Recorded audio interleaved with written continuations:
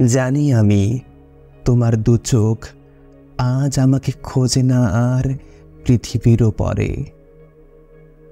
বলে চুপে থামলাম। কেবলই অশত পাতা পড়ে আছে ঘাসের ভিতরে, শুকনো মিয়নো ছেঁড়া। অঘ্রাণ এসেছে আজ পৃথিবীর বনে। সেসবের ঢের আগে আমাদের দুজনের মনে হেমন্ত এসেছে তবু। বললে সে, ঘাসের ওপরে সব বিছানো পাতার মুখে এই নিস্তব্ধতা কেমন যে সন্ধ্যার আবছা অন্ধকার ছড়িয়ে পড়েছে জলে। কিছুক্ষণ অঘ্রাণের অস্পষ্ট জগতে হাঁটলাম। চিল উড়ে চলে গেছে কুয়াশার প্রান্তরের পথে। দু একটা সজারুর আসা যাওয়া উচ্ছল কলার ঝাড়ে উড়ে চুপে সন্ধ্যার বাতাসে।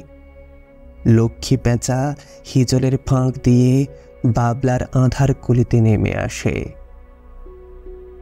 আমাদের জীবনের অনেক অতীত ব্যাপ্তি আজও যেন লেগে আছে বহতা পাখায়।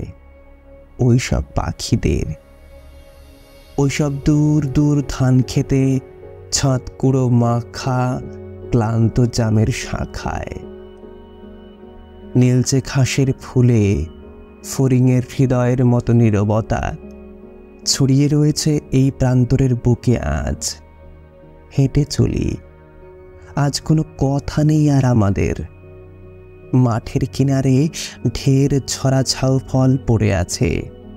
শান্ত হাত, চোখে তার বিকেলের মতন অতল কিছু আছে।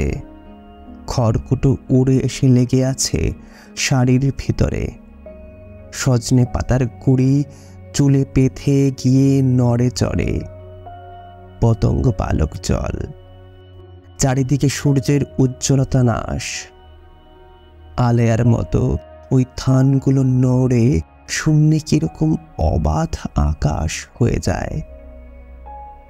সময়ও অবার, তাকে প্রেম আশা চেতনার কণা ধরে আছে বলে সেও সনাতন।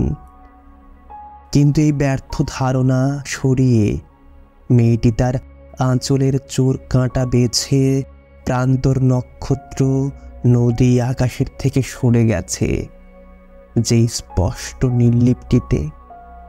তাই ঠিক, ওখানে স্নিগ্ধ হয় সব, অপ্রেমে বা প্রেমে নয়। নিখিলের বৃক্ষ নিজ বিকাশে নীরব।